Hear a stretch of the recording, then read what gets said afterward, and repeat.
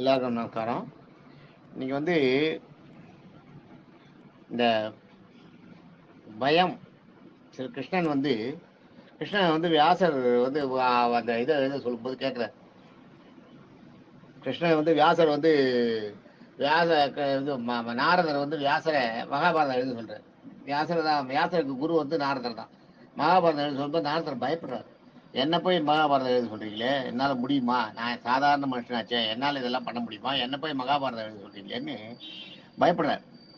ஆனால் இவர் பயந்தாலும் இவரோட பயத்தை வந்து அவர் தெரிஞ்சுக்கிறார். நாரதர் தெரிஞ்சுட்டு சொல்றார், நீ பயப்படாத, உன்னால முடியும்னு சொல்லிட்டு அவன் ஆஞ்சநேயரோட கதையை சொல்றார். ஆஞ்சநேயர் குழந்தையா இருந்தப்போ ரொம்ப எல்லாம் அந்த முனிவர்களுக்கெல்லாம் நிறைய உதவி எல்லாம் பண்ணுவார். அவங்களுக்கு தேவையானதெல்லாம் பண்ணுவார். அவங்ககிட்ட யாராவது அசுரர்கள் வந்து வாழாட்டினா அவங்களெல்லாம் அடித்து துவம்சம் பண்ணுறது எல்லாம் பண்ணுவார். ஆனாலும் இந்த முனிவர்கள்லாம் சீண்டிகிட்டே இருப்பார். எப்போ பார்த்தாலும் எதையாவது ஒன்று தொம்முன்னு பண்ணுறது. இவரோட சக்தி, ஆஞ்சநேயரோட சக்தி பெரிய சக்தி இல்லையா? ஒரு மரத்தை தடால்னு பிடிங்கி முனிவர்களுக்கு எதை பொத்துரு போட்டுறது, ஒரு பெரிய கல்லை தூக்கி வந்து தொப்புரு போடுறது, இதெல்லாம் பார்த்தோடனே அவங்க முனிவர்களை பார்த்து சாதுக்கள் பயப்படுவாங்க.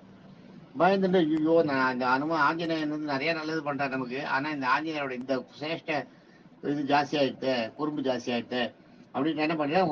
ஒரு காலத்துல ரொம்ப கோபம் வந்து சாபம் கொடுத்துற, உனக்கு வந்து உன்னோட பலம் உனக்கு தெரியவே கூடாது, உன் பலம் தெரியாமலே நீ இருக்கணும் அப்படின்னு.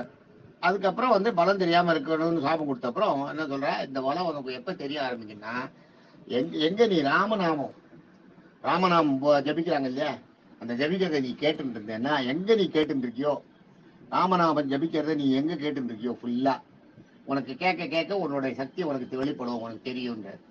அதெல்லாம் எங்க நடக்கிறதுன்னா, சேது சமுத்திர கரையில இலங்கைக்கு போறதுக்காக ஆஞ்சநேயர் ரெடியா இருக்கும்போது ஜாம்பவான் வந்து எல்லாரையும் கூப்பிட்டு, ஆஞ்சநேயருடைய பலம் ஆஞ்சநேயருக்கு தெரியாது, அது மாதிரி ஒரு சாபம் இருக்கு, நம்மெல்லாம் வந்து ராமநாமத்தை சொல்லுவோம். லட்சக்கணக்கான வானர வீரர்கள் ராமநாமத்தை ராம ராம ராம ராமன் எல்லாரும் ராம ராமன் சொன்ன உடனே சொல்லி ஜாம்பவான் சொல்றாரு எல்லாரையும் சொல்லும்போது. சொன்ன உடனே எல்லாருக்கும் அந்த சொல்ல சொல்ல சொல்ல ஆஞ்சநேயருக்கு சக்தி பெருசாகிறது. பெரிய ரூபம் வளர்ந்துட்டே போறார், பெரிய ரூபமா வளர்ந்து நிற்கிறார். அப்பதான் ஆஞ்சநேயருக்கு தெரியுது, ஓஹோ நம்மளுக்கு இவ்வளவு சக்தி இருக்காங்க. அதுக்கப்புறம் தான் நான் இதெல்லாம் ஈஸியா தாண்டி இலங்கை அப்படின்ட்டு போறார். ஆக அது என்னன்னா, அவரோட பயம் வந்து அது வந்து அவரோட இது வந்து அப்பதான் தெரியுது, அந்த பயம் தெரியுது அவருக்கு வந்து. ஆஞ்சநேயருக்கு வந்து அந்த அவருக்குள்ள இருக்கிற சக்தி வெளிப்படுறது. அது மாதிரி நாரதர் சொல்ல வியாசரை பார்த்து, வித்யாதர்னு பேரு, வியாசரோட ஒரிஜினல் பேரு வித்யாதரா, உனக்கு வந்து ஒரு கஷ்டம் இல்லை, உன்னால முடியும், உன்னுடைய சக்தி வெளிப்படும், நீ எழுத எழுத எழுத உனக்கு தானா வரும், அதனால உன் சக்தி உனக்கு தெரியாது, ஆனா எங்களுக்கு தெரியும், நீ எழுது வரும் அப்படின்னு சொல்ற. அதாவது அப்ப வந்து நாரதரை வந்து வியாசர் இன்னும் பல சந்தேகங்களை கேட்கிறார். நான் சொல்றேன் இந்த சந்தேகங்கள்லாம், அதுல வந்து நிறைய தெரியும், சிலது இப்ப நான் சொல்றேன் உங்களுக்கு. பயம் பயம் அப்படிங்கிறத பத்தி கேட்கிறாரு சார். பயம்ன்றதுக்கும் ஜுரங்கிறதுக்கு என்ன வித்தியாசம் கேட்கிறாரு. பயங்கிறது ஜுரங்கிறதுக்கு என்ன வித்தியாசம் அப்படின்னு கேட்கிறாரு. அப்ப நாரதர் சொல்றார், பயங்கிறது வந்து மன ரீதியான உண்டாருது, ஜுரங்கிறது வந்து உடல் ரீதியா உண்டாது, ஆத்ம ரீதியா உண்டாது. அதாவது ஜீவ மனத்துக்குள்ள ஜீவாத்மா இருக்கு இல்லையா, ஜீவனோட உள்ள இருந்து மனசுக்குள்ள இருந்து வர்றதுதான் பயம். ஜுரம்ன்றது வந்து இந்த உடலுக்கு ஏற்படுற இம்சை அப்படின்னு சொல்றேன். அதை சொல்லிட்டு அந்த பயங்க அதை சொல்றேன். அதுக்கப்புறம் கடைசியில இன்னொன்னு நான் சொல்றேன் உங்களுக்கு, கடைசியில சொல்றேன். மகாவிஷ்ணுவோட அந்த இது உருவத்தை கேட்கிற, மகாவிஷ்ணுவோட உருவ தேஜஸ், மகாவிஷ்ணுவோட உருவம் எப்படி இருக்கும்னு கேட்கிறேன். கை கால் மூக்கு மூஞ்செல்லாம் எப்படி இருக்கும்னு அதை நாரதர் சொல்றார். அது வந்து ஒரு 15-20 நிமிஷத்துக்கு மேலேயே போகும் அதை விளக்கும் போது. அது ஒரு ஸ்லோகமே இருக்கு, அதை நான் சொல்லி கடைசியில இந்த விஷ்ணு சகஸ்ரநாமம் முடிஞ்ச அப்புறம் முடிகிற அன்னைக்கு மறுநாள் நான் இதை சொல்றேன். இதை சொல்லிட்டு முடிச்சிடலாம். நம்ம வந்து மகாவிஷ்ணுவோட உருவத்தை எல்லாரும் நேர பார்த்தா மாதிரி, கண்ணில் கண்டா மாதிரி தோணணும். அது மாதிரி சொல்லி கடைசி நாள் முடிக்கிறாரு. அது வேற. இப்போ வந்து பயத்தை பத்தி சொல்றார். சர்வ பயம் அப்படிங்கிறத என்னென்ன பயம்ன்றத வந்து சொல்றார். நாரதர் வந்து வியாசருக்கு சொல்றார். தேவ பயம்னா தேவர்களை கண்டு பயப்படுறது. அசுர பயம், தேவர்களுக்கு அப்படி பயப்படுறது எதுக்குன்னா, நம்மள ஏதாவது பண்ணிடுவாங்களோ, தேவர்கள் வந்து மனிதர்களை வந்து எப்படி வேணாலும் மாட்டி படிச்சிருவாங்க. அதனால தேவர்கள் வந்து நம்மள ஏதாவது பண்ணிடுவாங்களோ இவங்க கல்லாக்கிடுறது, பூவாக்கிடுறது, மண்ணாக்கிடுறது, மரமாக்கிடுறது, செடியாக்கிடுறது, இது மாதிரி ஏதாவது சாபம் கொடுத்துருவாங்களோன்ற பயம், தேவ பயம். அசுர பயம் வந்து அசுரர்கள் கடிச்சு சாப்பிடுவாங்களோ, அடிச்சு போட்டுருவானோ, அது அசுரர்கள் துன்புறுத்துவாங்களோன்ற பயம். அடுத்தது கந்தர்வ பயம். கந்தர்வ பயம்னா கந்தர்வர்கள்னா ஆகாசத்துல வந்து இசை இசைச்சுன்னு இருக்கவங்க, தேவலோகத்துல வந்து இசைக்கிறவங்க பேரு கந்தர்வர்கள் பேரு. அந்த கந்தர்வர்கள் வந்து அவங்க மேல போகும்போது இவங்களை பார்த்துட்டாங்கன்னா இவங்களை மயக்கிடுவாங்க. இவங்களோட பித்தம் அதாவது மூளை கலங்குற மாதிரி பண்ணி விட்டு போயிடுவாங்க கந்தர்வர்கள் மாயையில. அப்ப இவங்களுக்கு ஒண்ணுமே தெரியாது, பைத்தியம் பிடிச்ச மாதிரி அழிஞ்சு எங்கேயோ போய் விழுந்து அவங்களே அவங்களை அடிச்சுட்டு செத்துக்கிட்டு அது மாதிரி ஏதாவது ஆயிடுவாங்க, அந்த பயம். அதனால கந்தர்வர்கள் மேல போனா அவங்க ஏதாவது நம்மள பண்ணிட்டு போறாங்க. அப்பெல்லாம் கந்தர்வர்களுக்கு ஜீவன்கள் வந்து மனிதர்கள் வந்து பார்க்க முடியுமா மேல போறது, அந்த அளவுக்கு ஒரு ஞானம் இருந்துதான். அதனால மேல போறதை பார்த்த உடனே அவங்கள பார்த்தா கந்தர்வர்கள் மேல போறதை பார்த்த உடனே ஒரு பயமும். அதே மாதிரி யக்ஷ பயம். யக்ஷர்கள் என்னன்னா, யக்ஷர்கள் வந்து தேவலோகத்துல வந்து சர்வீஸ் பண்றவங்க. அவங்க வந்து கீழே அவங்களுக்கு காத்தா பிரம்ம முகூர்த்தத்துல வந்து குளத்துல குளிக்கிறது, பூவெல்லாம் பறிக்கும் போது இல்ல சில முக்கிய மூலிகைகள் எல்லாம் எடுத்துக்கும் போது இந்த வேலையெல்லாம் அவங்க பண்ணுவாங்க தேவலோகத்துக்கு எடுத்துக்கும் போது.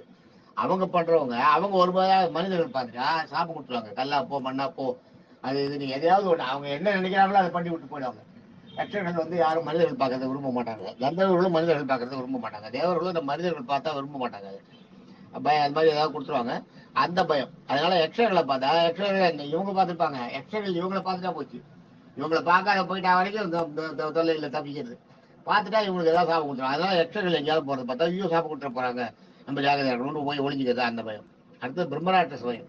பிரம்மராட்சச பயம்ன்றது என்னன்னா, பிராமணன் தன்னுடைய நெறியை தவறி தனக்கு இருந்து உண்டான நெறிகளை தவறி அதை விட்டுட்டு வேற எங்கேயோ வந்து வெளியில வந்து பிராமணனுடைய எல்லா நெறி அவனுடைய நெறி இல்லாத மற்ற விஷயங்கள்ல வந்து தப்பா பண்ணி பிராமண நெறிக்கு புறம்பா பண்றவனுக்கு வந்து சாபம் கொடுத்துருவாங்க, பிராமணனுக்கு அல்லாத காரியங்களை செஞ்ச அப்படின்றது. அதுக்காக அதான் பிராமணனோட நியதி என்னன்றது நான் அப்புறம் சொல்ல, அதான் உங்களுக்கு சொல்லியிருக்கேன் உச்ச விருத்தின்னு, அதெல்லாம் பிராமணனோட நியதி. இந்த பிராமணனோட நியதியை தாண்டி இருக்கிறவனை வந்து சபிச்சிருவாங்க ஈஸ்வரர். அதாவது முனிவர்கள் ஈஸ்வரர்கள் வந்து நீ வந்து பிராமணனுக்கு செய்யக்கூடாத அடாத காரியத்தை செஞ்ச, அதனால நீ பிரம்மராட்சசா போன்னு சபிச்சிருவாங்க. பிரம்மராட்சசா போட்டா பிரம்மனும் அதாவது பிராமணனும் அசுரனும் கலந்த ஒரு தன்மை. பிராமணனுக்கான புத்தி எல்லாம் இருக்கும், புத்தி எல்லாம் பிராமணனுக்கான புத்தி, அந்த அந்த நேர்மை அந்த இது மந்திரம் வேதங்கள் அதெல்லாம் தெரியும். ஆனா ராட்சசனுக்கான சாப்பிடுறது, எப்ப பார்த்தாலும் சாப்பிடுறது, கஷ்டப்படுறது, ரத்தத்தை பார்த்தா சந்தோஷப்படுறது, அந்த மாதிரி அசுரனுக்கான அந்த அந்த மாதிரி குணங்கள் எல்லாம் இருக்குமா.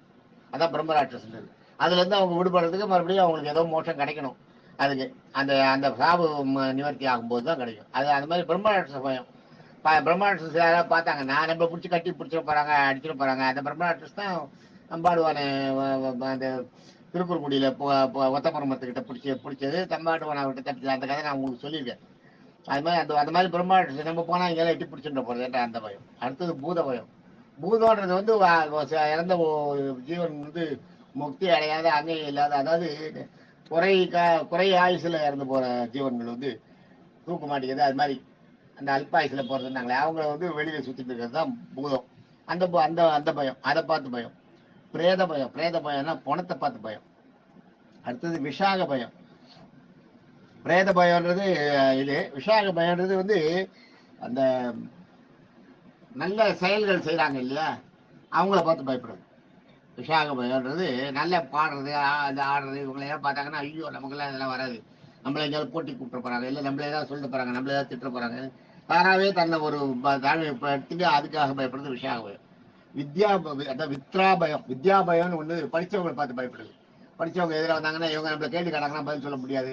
நம்ம இப்பயும் பாருங்க, அப்பெல்லாம் வாத்தியார் வந்தாருன்னா ஒரு ஓரமா போகும் பசங்க பயக்குது, ஏன்னா அவரை வந்து படிச்சவர்ன்றது படிப்புக்கான மரியாதை அது, அதை கண்டு பயப்படுது. அந்த மாதிரி வாத்தியார்லாம் வந்தாங்கன்னா மரியாதை கொடுக்குறது வேற, ஆனா இவங்க பயப்படுவாங்க, அது ஒரு பயம். வித்யா பயம். வித்ரா பயம்னு ஒண்ணு இருக்கு. வித்ரா பயம்ன்றது ஈஸ்வரனோட பரமேஸ்வரனோட அவருடைய செயல்பாடுகள், அதை நான் அப்புறம் தனியா சொல்றேன்.